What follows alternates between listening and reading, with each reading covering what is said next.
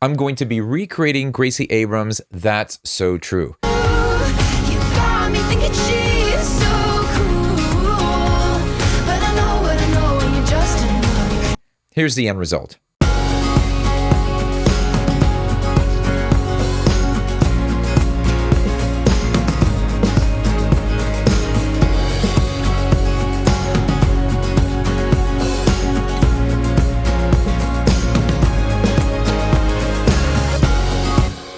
Well, hey there, friends. If you're new here, I want to welcome you to the channel. My name is Ivan Corlisa. I've been professionally producing music for a living for the past 23 years as Ill Factor, and I'm also the founder of beatacademy.com. It's a platform I created to equip you with the courses, the resources, the workshops, community, everything you need to produce music professionally. So if you're looking for mentorship and professional guidance and helping you produce the music you're passionate about making, go to beatacademy.com and become a member today. It's free. So do that. All right, let's dive in. And I'm going to start with the guitars, and then I'll work my way through all the rest of the instrumentation. All right, let me start off by saying this. My intention is not to minimize the importance of actually being able to record live instrumentation into your projects.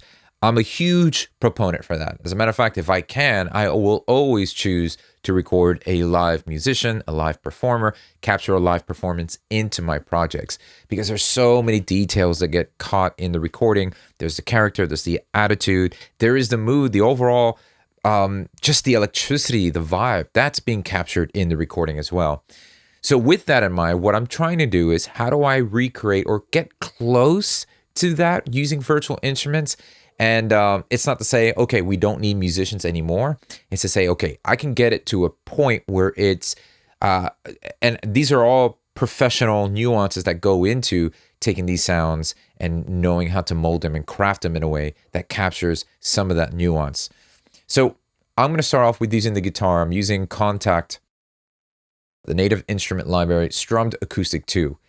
Now, what's important is, I'm not looking for a specific patch, because the rhythm that I'm hearing in the guitars is very important. So I need to find a strumming pattern that comes close to that.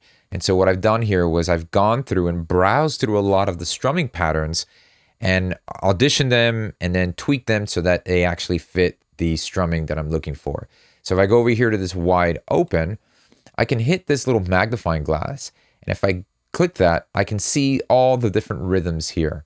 So I can record my own rhythm if I'm searching for something that's matching that pattern. And so here is the pattern. The lit up circles are the accented strums. So if I were just to trigger this, let me go ahead and hit the C1 here.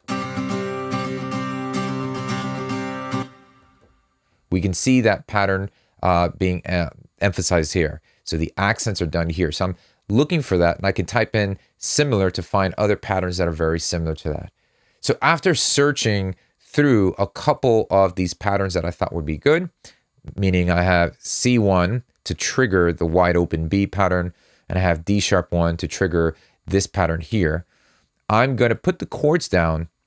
But what's really important using the Strummed Acoustic or a lot of virtual guitar strumming plugins is that the nuance and the details go into switching between the C1, this pattern here, and then I go to the home again pattern, and then right back to here again.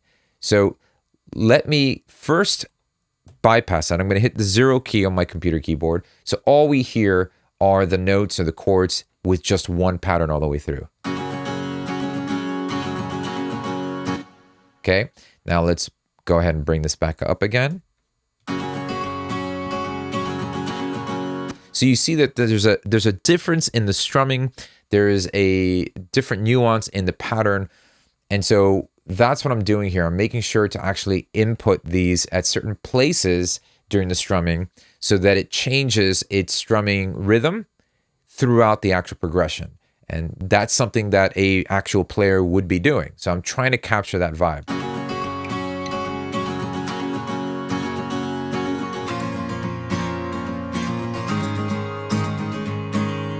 So it's very important that I'm using these notes here at the bottom of the register as trigger points. They're triggering different strumming patterns for the guitar. So I'm finding some strumming patterns that are similar that I like, and then kind of going off that. So then what I'm doing here is I'm duplicating this track with another guitar track here, another instance of strummed acoustic 2. As a matter of fact, it's the same patch, the same thing here. But what I'm going to be doing differently, as you can see here, is I have these dead note patterns. So I can go ahead and audition that. So C#1 or D1 will only trigger these dead note patterns.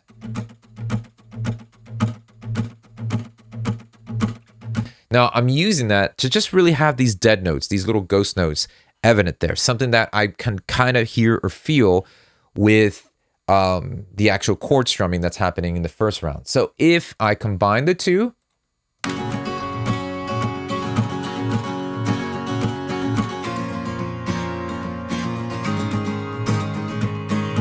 so it adds a little bit of that up, like right, that upbeat tick to it. So I'm just tucking that down, adding a little bit of that. And so if you can see what's happening here, I'm actually using the LFO plugin within Ableton Live, and I'm mapping it to a utility plugin, the gain. So it's actually creating this swell. It's going up in volume and down in volume, up and down. So it's not static. If I took this off,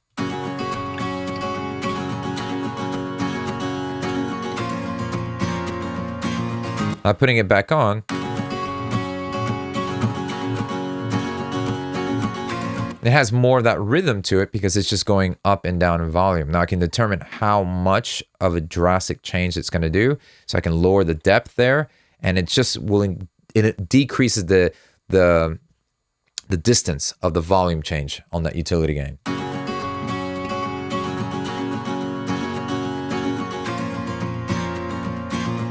Now, as far as the sound goes on that, I mean, I left it alone. I'm not really doing much here. I took the doubling out on the sound for the strum acoustics. They sound great. And I'm using a couple plugins here to add a little bit of nuance and actually some movement. So I'm using this Kickstart plugin around 53% to create more of that, like, just more of the rhythmic pulsing that I'm hearing in the reference track. And I'm using the Safari Pedals Line Master. Now, this is a decision made once all the other instruments are there. But ultimately, this is just to give me a bit more saturation and some high frequency gain, and just pinch the width a little bit more.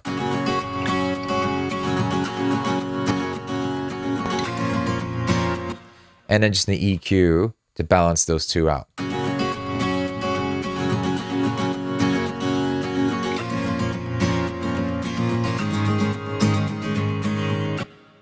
All right, now with the guitars in place, let's focus in on the drums. So for the drums, I'm going to go ahead and start using Addictive Drums by Excellent Audio. Love Addictive Drums too. If you've seen any other video on my channel, you know how much I love this program. So I'm actually going with just the standard Black Oyster kit that just popped up, loaded it here. And more than just choosing the right kit, it's also in the way I'm using my MIDI performance. It plays a big role. What we see here is the actual performance of the MIDI, and you'll notice a couple of notes grayed out. I originally thought that the ghost notes and the pattern was done with just like the snare drum. So I'll mute the hi-hat notes and I'll unmute the snare drum. So this is what I had originally.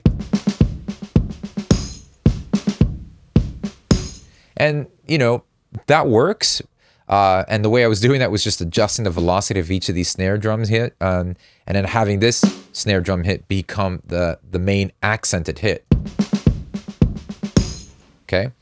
And now what I did was decided not to go with that and create that similar type of feel and pattern with my hi-hats.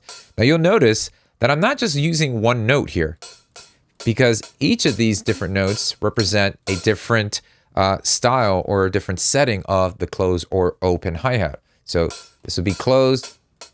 This is the closed one here. This is semi-closed.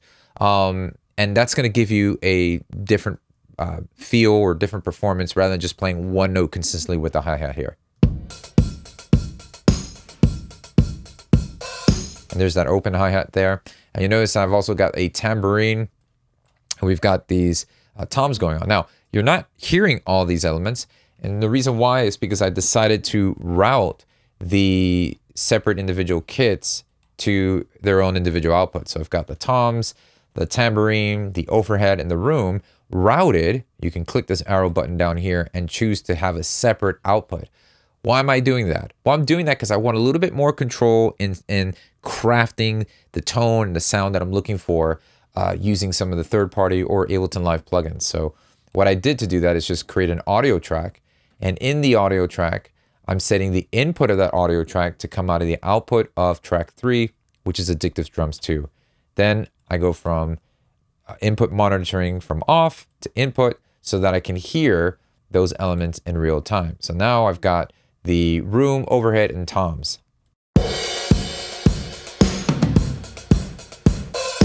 And that gives me the ability now to add a bit of overdrive to the overheads, EQ them a little bit. Same thing, similar to the room. Then I'm adding a shaker along with that. This is just a shaker loop that I put on top. Now, all of these are then routed to this drum bus, which I'm using the Ableton Live drum bus plugin to add some drive, to crunch, a little bit of low end subharmonic, and the transient I'm using to turn to the right to add a bit more sustain to this. Because the hi-hats are running and I want them to have a bit more body and just more sustain in general, because that's the groove. That's the feel, that's the vibe that's playing off of the guitar. So it's important that I'm doing that. And everything else after that is really to help shape the tone. So we've got some RC20, bypassing the EQ, the wobble. I'm really just using this for a little bit more distortion and some noise, and the tape, the magnetic amount here from the tape. That just helps warm it up just a little bit. And then I'm using the LA2A just to control the overall dynamics.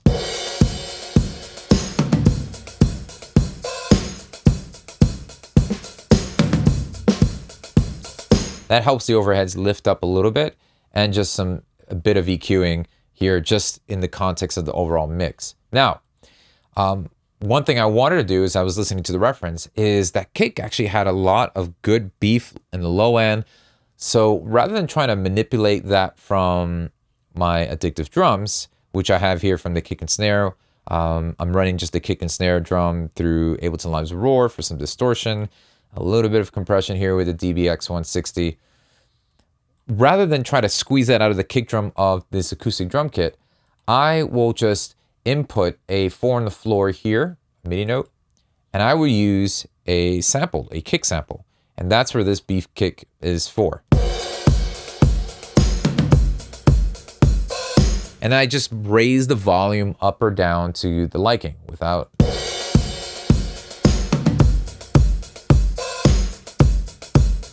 So this is the kick alone. Almost sounds like some kind of EDM kick, but that's actually what I was hearing and feeling when I was listening to the reference. So I'm shaving, some of that low end off here as well. But then when I blend this in with the drums, it really helps that kick become more refined and just take more of the limelight.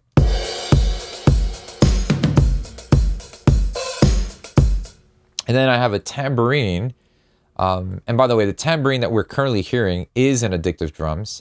It comes in the actual set itself. So I go to the kit. There's a tambourine here. But I'm also layering another tambourine for an accented, longer reverb tail. And that I just browsed through my hard drive, found the tambourine hit, and inserted a reverb directly on that tambourine. And what that does is it just creates a nice, exaggerated tail on that hit with the tambourine. All right, now I'm going to move over to the bass. Now for this, I'm going with IK Multimedia's Moto Bass 2, and just going ahead and finding the bass line, playing along with that.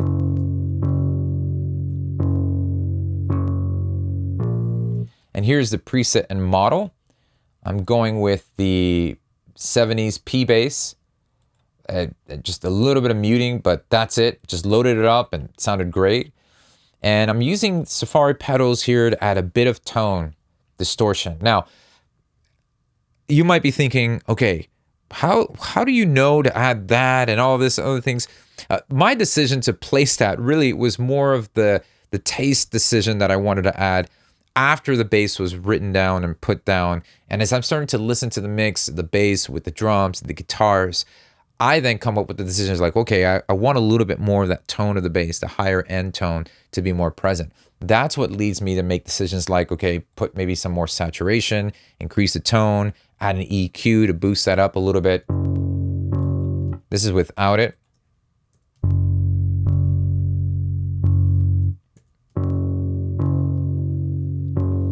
So that comes out a little bit more in the mix, and that's why I'm doing that. But then, as I'm listening to the reference, man, some really good low end. So a trick to, rather than trying to squeeze all the low end from this bass, which I like the tone of the upper high mids of it, I'm just gonna double that MIDI that you see here with a sine wave. So I'm choosing Ableton Live's wavetable, just setting it over to a sine wave, and you could do the same thing using any one or more oscillator synth that you might have. And I'm using this as my sub track. This is only gonna focus in on my low end energy. So if you're not listening on headphones, you're gonna miss out, but that now covers a lot of that low end beef. And so this is going to be layered with my bass together. And I can go ahead now balance the level between the two. Do I want more of that low end presence throughout the track? Especially when I put this along with my kick.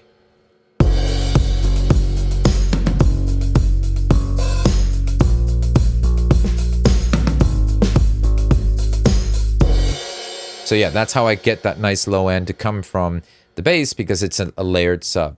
Few production decisions really help create more of that atmospheric and tone and texture. They help bridge the gaps a little bit so that things don't just sound two-dimensional, which is the drums, bass, and guitar. So I've got a couple strings, and then I'm using my very own VST plugin, which you can have access to, Orbit, by just clicking the link below in the description box. So let's start with the strings here. I've got the Spitfire BBC orchestra, symphony orchestra, and we have that just kind of playing these held notes here.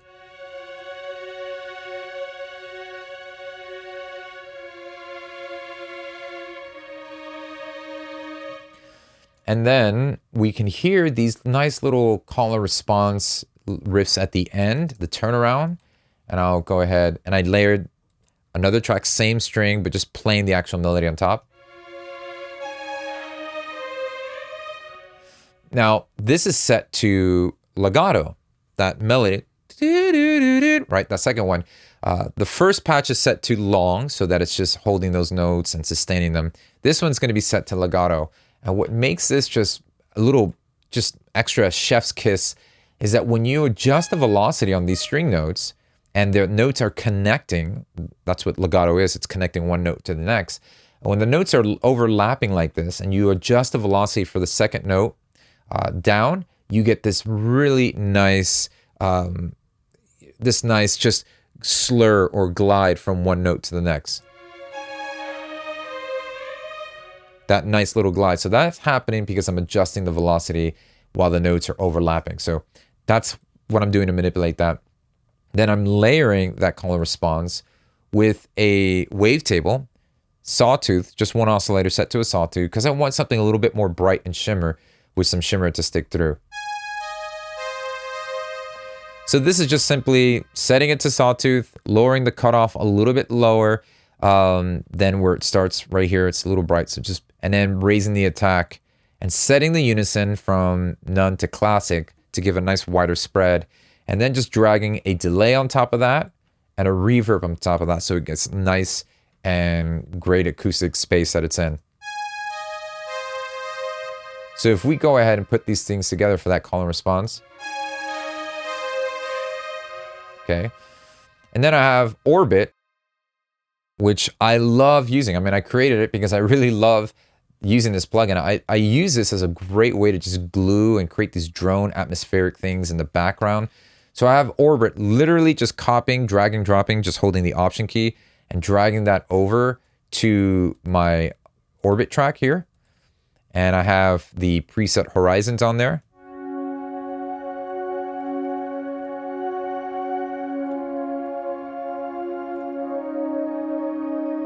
That's it. And it's really just there to hover in the back. And look what a difference it makes when we come back and have those just playing in the background with the main foreground instruments, which would be guitar, bass, and drums.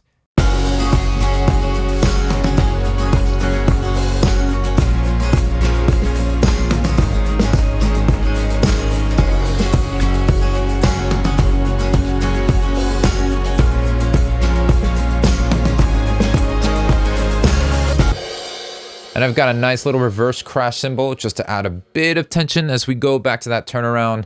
And there you go. Now, it goes without saying that this is cool. I think I've done a good job in getting it as close to the reference. But man, what really sells the record is Gracie herself.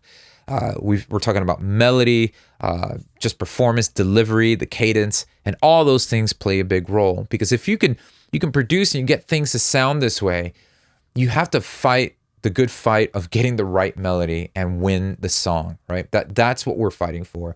And so as I look and I listen to the record, man, so what makes this record great? Well, that hook is amazing, and her delivery and her performance, even the entry into the verse, just like captivating. So those are the things that even in demo statuses, as I'm working on things and producing things and just formulating ideas, I want to get them to at least a good point where it inspires me to formulate the right verses, the right lyrics, not lyrics, but the right melody. And melody is king. And I will wrestle with stuff until I find the right melody that really then allows all my other production decisions to let that, to emphasize that melody. So those are some just key takeaways and tips to consider, because you can produce this stuff. You can, hey, I was able to recreate the instrumental of this famous song, but what makes it a really good song? And those are the things that oftentimes gets unsaid. Well, I hope this video was helpful and encouraging to you. And as my gift to you for watching this video, I'd love to give you the Ableton Live set so you can follow along if you're using Ableton. And if you want to use the VST plugin Orbit, you can download that as well just by clicking the link below in the description box or visiting beatacademy.com. I also want to equip you with the resources you need to produce better music. So I've made Beat Academy free, where you can access my courses, all the resources that are there, the monthly calls. It's all there to help you take your next step forward with your music. And if you're looking for personalized mentorship, that's where you need to be. beatacademy.com and join today. All right, like and subscribe, do all that stuff so you can stay up to date with more upcoming videos that I have coming down the road. Thanks for watching, and I'll see you next time.